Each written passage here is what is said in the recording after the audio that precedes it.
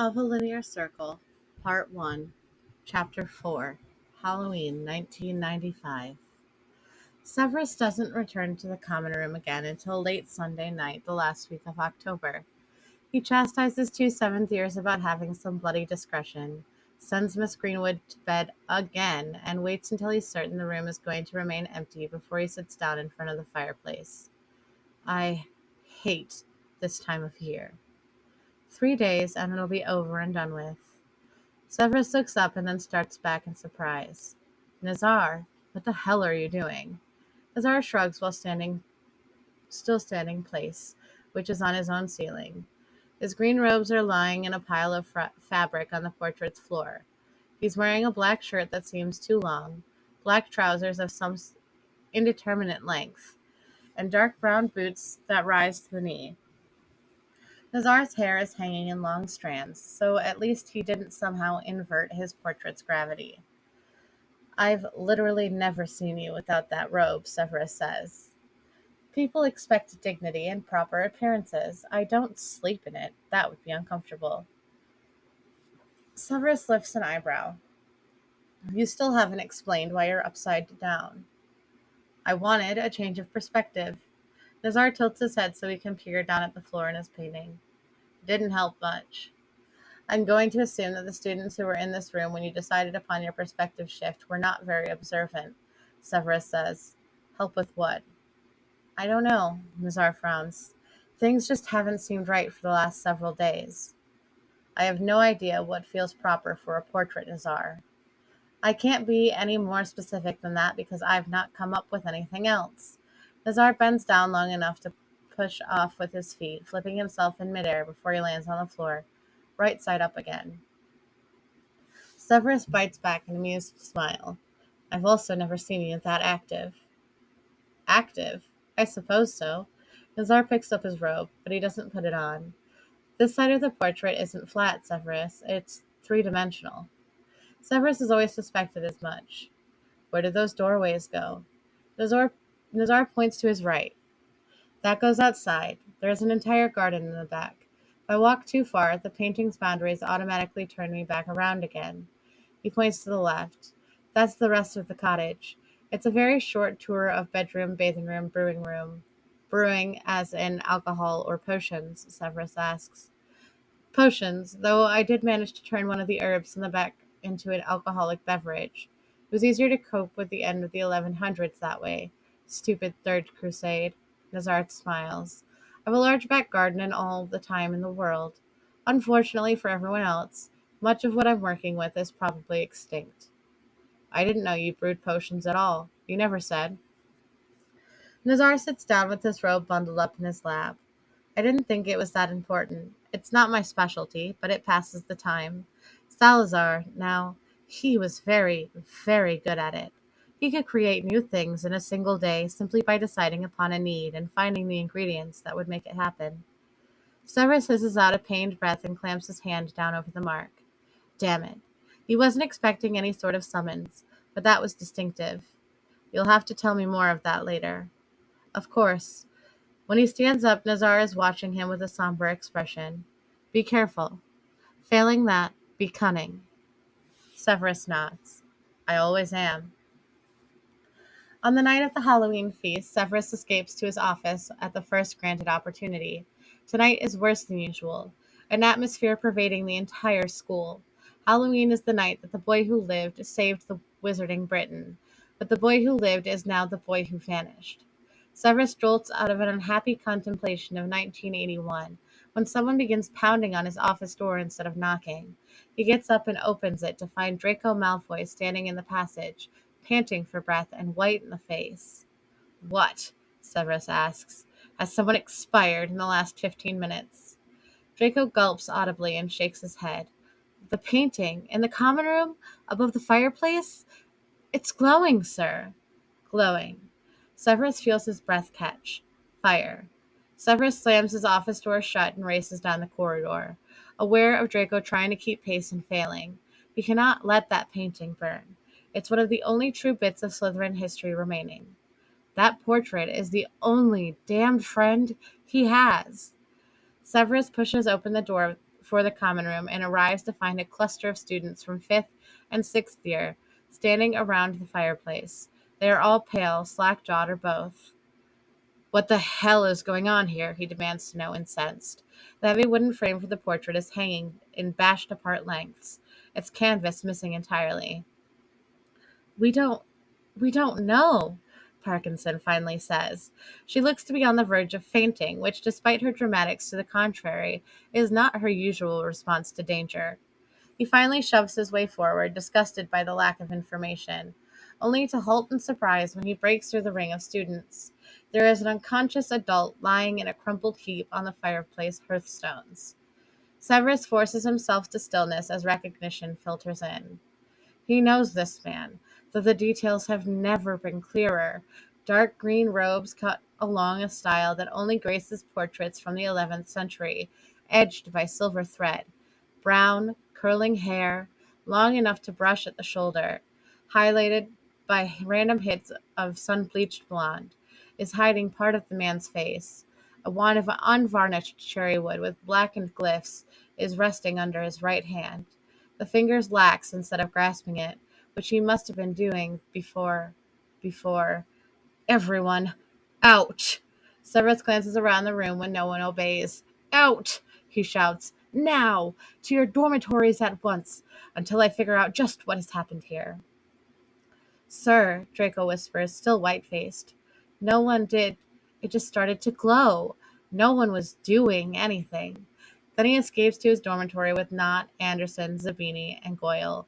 Parkinson, Greenwood, Bulstrode, and Davis head in the opposite direction. This is impossible. Severus's heartbeat tries to pick up, but he refuses to allow it. He breathes until the rhythm calms back to normal. This is obviously possible, else it wouldn't have happened. It is highly improbable, a thing that should not be. Canvas is not known for simply coming to life, and canvas is what it once was. There are several torn and destroyed bits of the painting around the man gracing his common room's floor. One of them is large enough to reveal what is left of the hinted back garden in the rear of Nazar's painting. Severus kneels down, checking for injury even as he tries to magically ascertain what's happening without drawing his wand. He sees no blood, but he is sensing and seeing the first hints of returning consciousness. Nazar. When the man on the stones blinks his eyes open, their color is that same familiar, washed-out hazel. His hands grip his wand at once, but the very first thing he does is look around instead of moving. Excellent survival instinct, Severus thinks in distant approval. Nazar. What? Even the voice is a match. Nazar's eyes flicker down at the stone, then the lit fire in the fireplace before he notices the wand in his hand. Why does everything fucking hurt? How the hell am I looking at this fireplace? The angle is long. Nazar, Severus says sharply, interrupting what sounds like genuine panic. Nazar scrambles up onto his hands and knees, meeting Severus's eyes. But what the fuck? I don't. Nor do I, Severus replies in a cautious voice. You're in the Slytherin common room still. I know. I can feel it. I can feel her magic. Nazar murmurs. I don't. Severus? Severus clenches his hand into a fist before he dares to reach out and touch Nazar's shoulder. The green cloth beneath his hand looks like wool, but is too soft and finely woven to be wool alone. That is a robe meant for comfort as much as unpredictable Scottish weather, and must have cost a bloody king's ransom 1,000 years ago. Beneath that cloth is the shape of a human shoulder, along with the warmth of a living body. Nazar, he repeats, not knowing what else to say. No, he does. He has to. The evidence is obvious, but evidence can be falsified. Nazar, what happens in the book through the looking glass? No idea. You wouldn't read it. You were too offended by the first one. Nazar reaches out. Severus catches his hand and helps him to stand. Nazar is much shorter than Severus always thought, perhaps 5 inches below Severus's 6 feet. That venture nearly ends with Nazar dropping right back onto his face until Severus catches him and forces him to sit down on the sofa. What happened? Severus asks, sitting down next to the portrait. No, the man. No matter what strange magic has just come into play, Nazar was still the portrait of a man. I don't know. Nazar is glancing around the room with shock-wide eyes. I don't know what happened. I was going to retire for the evening, if only so I could pretend not to listen to certain children discuss things I don't wish to observe. I felt something. It felt like a pull. Nazar frowns down at his wand. I wasn't holding this, was I? Then he places his hand to his throat, touching the familiar glittering green band. Kansa, dearest, speak to me. Severus watches as the black basilisk moves until her nose emerges from Nazar's hair, tongue flickering out several times before there is 30 seconds worth of hissing. Nazar closes his eyes in relief. You're okay. That's... How the hell am I sitting in this room with you, Severus? I'm a fucking portrait. A wild peal of hysterical laughter tries to well up in his throat, but he pushes it back down. You are a portrait with a foul mouth, Severus counters. I don't know, and I can't decide if I should hide you in my office or take you straight to Albus Dumbledore to find out what's happened. This is beyond my skill, Nizar. Severus considers himself a well-read wizard, and he has literally never heard mention of a portrait deciding that life in a canvas was boring enough to vacate it entirely. I suspect it's beyond everyone's skill, Nazar says in a faint voice. I'm sitting in this room again. I'm breathing real air again. What? Why did you say again? Severus asks, not certain he'd heard that correctly. He could not have. Nazar blinks a few times. I I've forgotten already. I don't know what I said. I'm sorry. The situation is not improved when Nazar passes out while still sitting upright on the sofa. Severus presses his lips together before he gently nudges Nazar's shoulder so he's leaning back against the cushions, and not as likely to drop down to the stones again. Then he finds himself holding utterly still as Kanza emerges from her favorite hiding place and glides over his hand. Hello. I am not hurting him, Severus tells her in a low voice. Nazar did mention once that she understood English, even if she wasn't capable of speaking it. The basilisk responds by scenting his fingers and then turning to gaze at him with her first set of eyelids open. He'd be too dead to contemplate being afraid had it been otherwise. The basilisk's eyes are a brilliant, multifaceted emerald green, nothing like the faint green smears of paint captured in the portrait. I know you will guard him, Severus says, trying not to feel ridiculous in talking to a portrait of an infant basilisk. I need to find assistance. To his surprise, Tiny Kanza raises and lowers her head in a deliberate nod before she slithers back into hiding beneath Nazar's hair. The headmaster is still awake, even if he's wearing a dressing gown that is as gaudy as his daytime robes. Severus suspects that the man has grown old enough that sleep is becoming hard to find. Severus discovers that the first problem he has in speaking with Albus is not the concept of a living portrait. Albus seems to thrive on perpetual oddities, but the idea that the portrait existed in the first place. How did you not know? Severus asks in disbelief as he follows Albus down the stairwell. Severus, I have not been in this Slytherin common room, or I have been in this Slytherin common room exactly once, and it was for a teenage indiscretion that involved another seventh year's dormitory, not sightseeing. Please do not grant me any further details, Severus says. I looked in the dungeons, but this castle has so many portraits, Albus. It didn't occur to me that Nazar's portrait was the only one of its kind.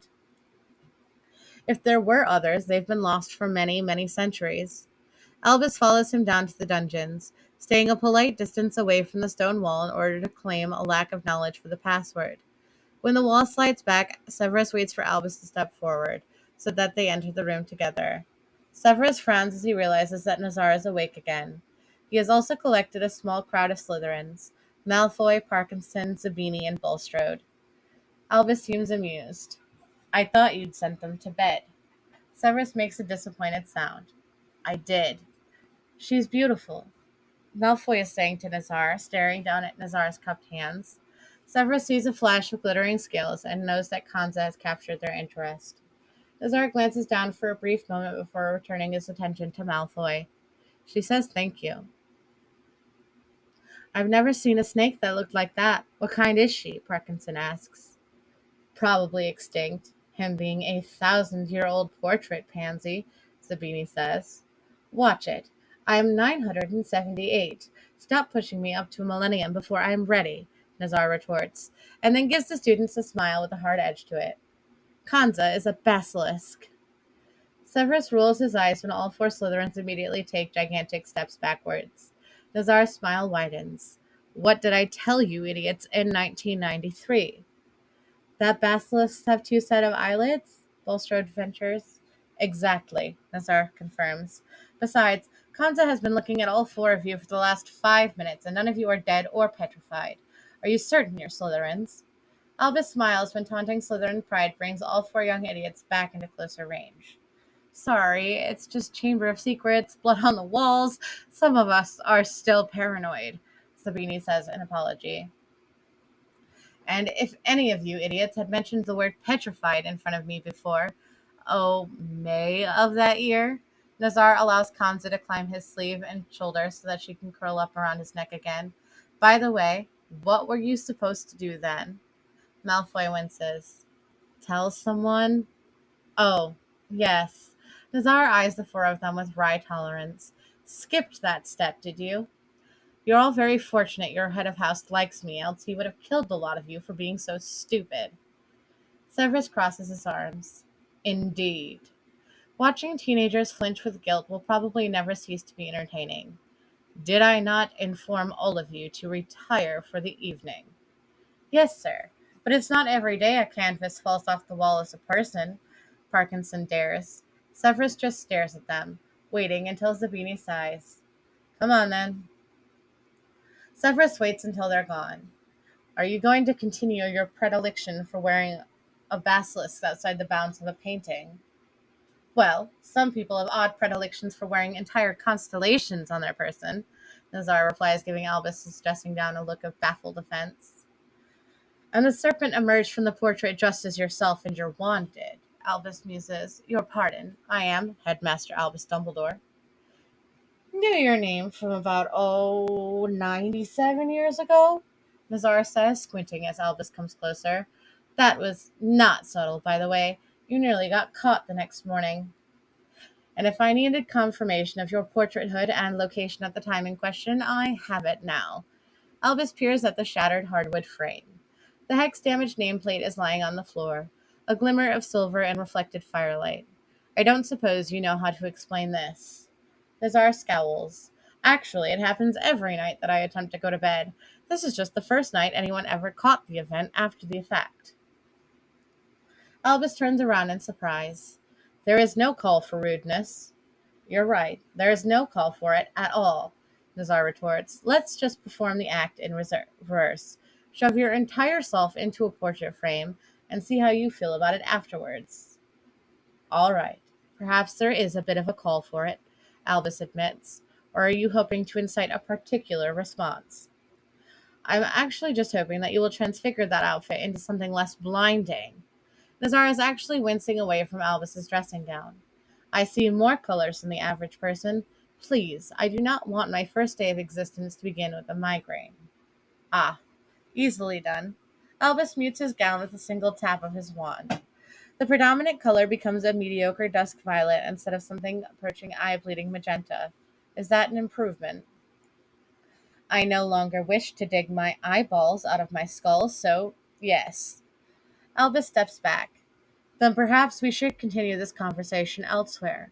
There are children who are still peering around corners. Half of them don't go to bed until after midnight anyway. Nazar bends down to pick up the strip of silver that bore his name, cupping it in his palm. Not only is it still damaged from the ancient blasting hex, it's now also twisted out of shape. Yes, we should continue to speak elsewhere, I suppose, he says and pockets the warped silver nameplate. Severus watches Nazar stand up and is immediately assured that the man isn't going to fall down again.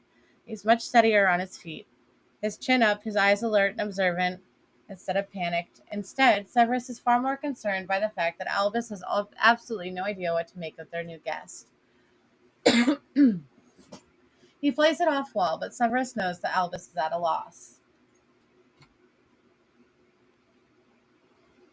When they leave the dungeons and get back up into the castle's ground level, the portraits that line the hall are following them, pointing at Nazar and whispering. You seem popular, Severus notes. They recognize me, or are at least aware of my existence. Nazar glances back and forth a few times before he gives up and keeps his eyes forward.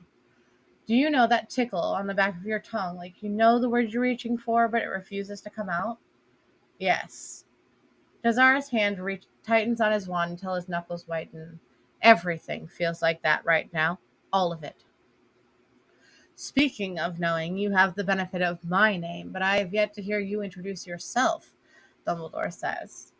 Nazar Havivolt Casa de Lazars, teacher of defense in Hogwarts. Very old English, Nazar explains, when Albus and Severus give him equally curious looks. The school's name meant to pursue thought, to seek learning. Hogwarts, Severus lifts an eyebrow. That is far more elegant than the modern English translation. Nazar smiles. Mirrodin wasn't very good at Old English. He preferred the Briton tones, but he knew they were dying out. I'm fine. I'm fond of the current model. You taught a class entitled Defense Only, Albus asks. Nazar seems irritated by the question. You can kill someone with a spell that hasn't been declared dark. The idea that the dark arts of magic are the only ones you need to defend yourself against is ludicrous. Severus represses a smile. Why couldn't they have an instructor for defense this year who shared that opinion instead of the damned pink toad? The gargoyle is far more enlightening. Nazar, it explains, and leans so far off its post it nearly falls off. Nazar reaches out and scratches the stone gargoyle behind its odd-shaped ears, which causes the statue to elicit a sigh, and for the door to the stairwell to slide open. Well, Albus says, which is an entirely useless comment. Nazar glances at the gargoyle, then at the open doorway. No, I don't want to go up there. I have no idea why I just did that. It's merely the headmaster's office, Severus murmurs. I know. Nazar glances down once, his eyes flickering over to Severus's left arm before he looks up again. I must consult our previous headmasters, Albus says, pausing in the doorway. I need to find out if anyone can discern the means of your unusual arrival, if anyone knows how to put you back. Back. Of course. There's a disturbed flicker in Nazar's eyes. That would be the thing to do, wouldn't it? That is when Severus realizes that the idea of somehow turning Nazar Slytherin back into a portrait is... It's not a desirable outcome. He even mentions such to Albus on their way up to the stairs. We have a near undead bastard parading around Britain, claiming to be descended from the Slytherin line. And in case you've forgotten, we're lacking a wizarding savior, Severus reminds him. We might actually need this man, portrait or not. I'd help you kill Voldemort just for what he did to Kans's brother, Nazar offers. Brother? Albus pauses in the midst of opening one of the double doors. Salazar's basilisk in the Chamber of Secrets was a sibling to your own. Jalof. Yes. Albus frowns. I'm not sure I'm comfortable with the return of a basilisk to Hogwarts. Nazar touches the glittering green on black band wrapped around his throat. Basilisks are protectors, headmaster. If Salazar left Jalof here, then he was performing that role, along with acts of pest control. Or did you never notice that Hogwarts had no problems with rats and mice? Even spiders were rare intruders. For Jalof to have acted the way that he did, Riddle did two things to him. What are those things? Albus asks. Severus doesn't think he's mistaking the grief lacing Nazar's answer. Drove him mad, to begin with, given that Jalof was apparently petrifying everything he encountered, would have probably removed both sets of Jalof's eyelids. Jalof would have been slowly starving to death, Albus Dumbledore.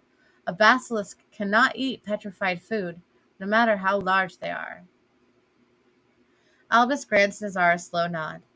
Then young Mr. Potter's slaying of the basilisk was a mercy as well as a necessity. Given how you lot have vilified Parselmouths, it isn't as if you would have had much assistance to discover otherwise, Nazar replies. Albus opens the door and leads the way into his office. That is not a mindset I share. Which is what everyone says until the first time you hiss in front of them, Nazar mutters, but follows Albus when Severus gestures for Nazar to precede him. Severus shuts the door as Albus greets the portraits of the school's previous headmasters and headmistresses. Good evening, ladies and gentlemen. Many of the lower-level portraits wake up in response. Most of them are staring at Nazar in polite curiosity as the man turns in a circle to take in all the available faces. Phineas Nigellus Black is the first to react to the sight of Nazar. As I bloody well sit in the stupid blasted portrait, Nazar. Nazar turns around and looks up at Phineas. Oh, I haven't seen you since 1925? Decided to shuffle off with the mortal coil that year, Phineas admits with a haughty sniff. Well, that was stupid, Nazar replies. Severus finds himself pressing his lips together. He hasn't seen Phineas rendered so effectively speechless in a long time. Nazar? They all look up when they hear the sound of a portrait shoving its way through the frames of other portraits to make its way down the tower. Then an oversized ginger is shoving Phineas off to one side to stare down at them. Nazar, it is you, Godric Gryffindor roars. Nazar smiles. Godric, you look lively. Did you make the artist paint your portrait without gray hair so you wouldn't have to contend with your own vanity? Vanity? Pah, Godric says. It's so good to see you awakened. Awake? What? Nazar asks, staring up at Godric. What do you mean, awake? Godric ignores Nazar's question. Wait. Come on then. Hurry it up, the rest of you. Rowena Ravenclaw enters the portrait frame next, putting her hand on Phineas's hat to move him out of the way. Nazar, hello, dearest. Rowena, Nazar greets her, though he's starting to frown. Then Helga Hufflepuff joins them a moment later. Phineas is making undignified noises and yelling for the others to get the hell out of his portrait. Helga, Nazar says, and then points at the portraits. This is the 1015 batch, not the later set. That would explain why the founders are younger than Severus can ever recall seeing, much closer to the onset of wizarding middle age instead of on the verge of exchanging it for dotage. He looks at Albus, who nods. They are not in a common area of the castle, but as to where these portraits dwell aside from Godric's place in the tower, I do not know. Godric was 52 at the time. Helga was 47. Rowena was Nazara's brow furrows. 61. Correct, dearest, Rowena replies. She looks far younger, and there isn't a hint of silver in her black hair. Move, you ingrate, another portrait shouts. Phineas swears aloud before he jumps into the next portrait.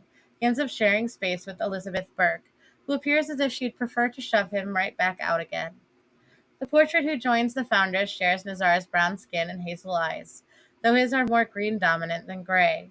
He has curling black hair just touched by threads of silver, and bears a wide smile on his face. There's my little brother, not aged a day at all. Salazar, Nazar whispers. Severus is trying to comprehend what he is looking at. It is very hard to match that expressive face to the dour, washed-out gray of the elder Salazar Slytherin and his perpetual scowl. I've literally never seen a portrait of Salazar Slytherin that looks so young.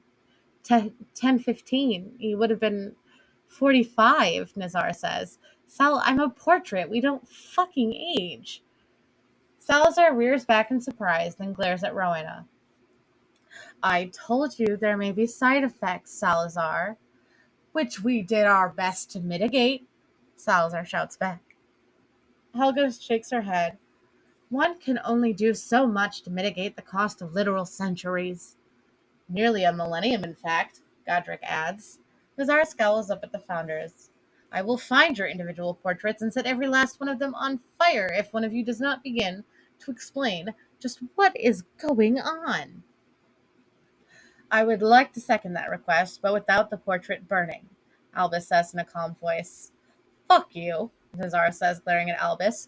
They're my family, and I will set them on fire all I like.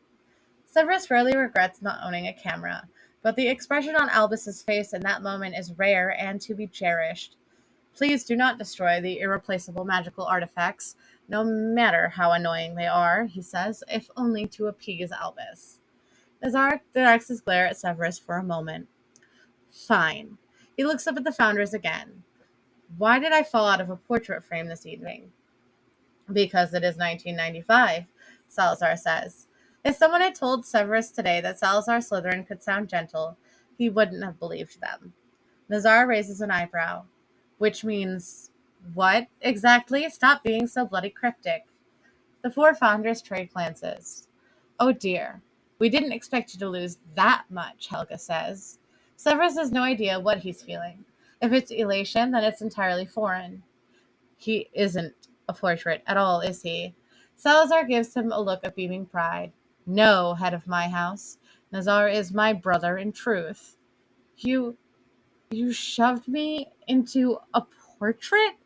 Nazar looks shell-shocked. You shoved me into a portrait long enough for me to forget I wasn't a portrait?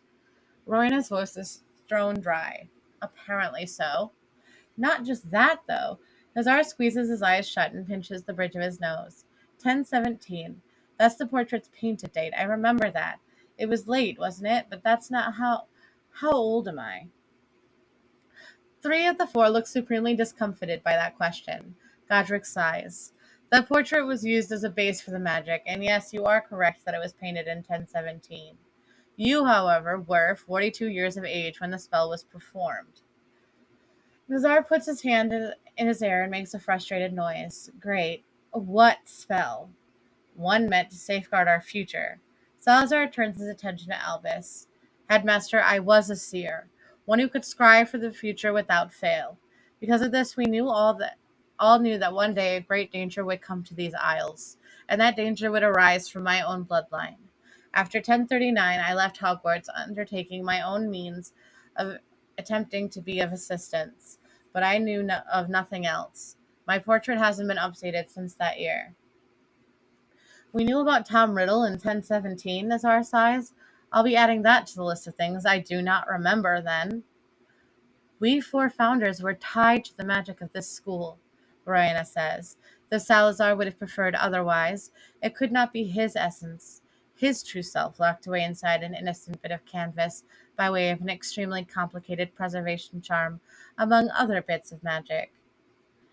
No one had ever done such a thing before.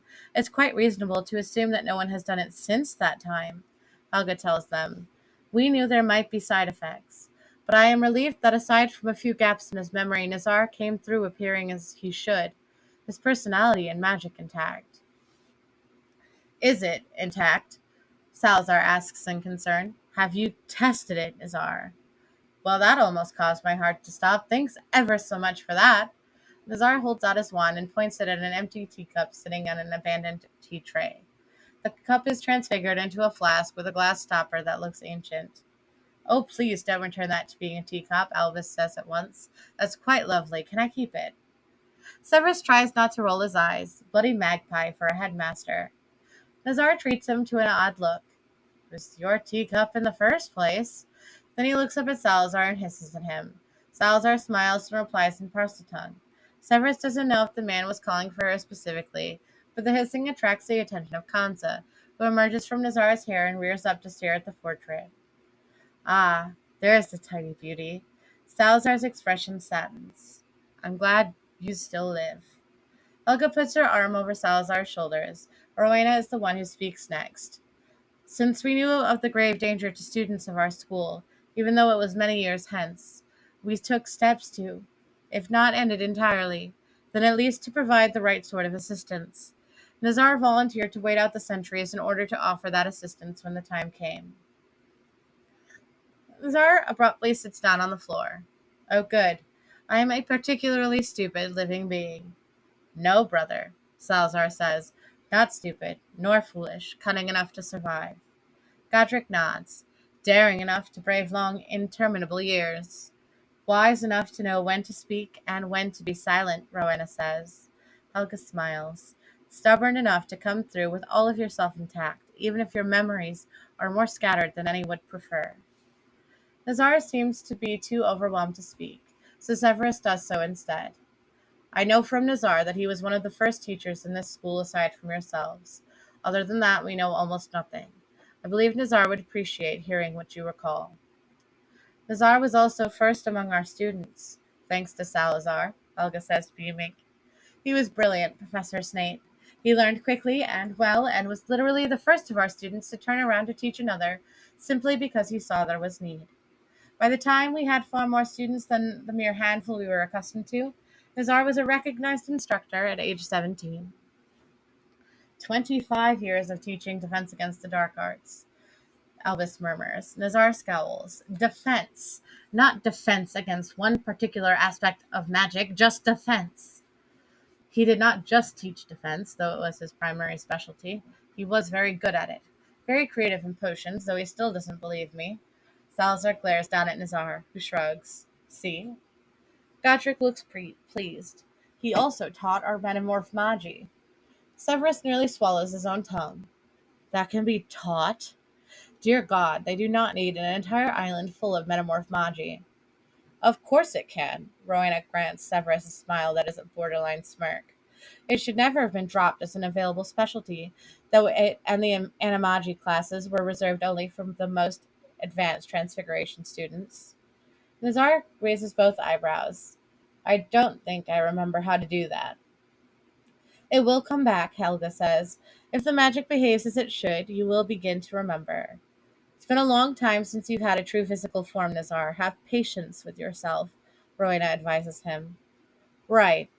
Nazar glances down at his wand before he returns his attention to to Salazar. Voldemort, is he my fault or yours? He is untold generations below us. It's hardly about blame, but no, he is not your fault. He is directly of my line. Salazar looks unimpressed. Arrogant little upstart. I'd step on him if I were capable of it.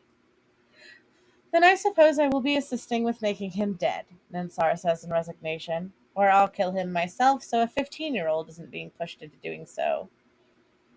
It will not be so easy as that, Aldous says. Voldemort has been struck directly with the killing curse and it had no effect. Severus feels a muscle beneath his eye twitch, but he doesn't react or respond. He hadn't known that before this moment, and that is irritating. Nazar touches the basilisk at his throat. Bearing an immunity to the killing curse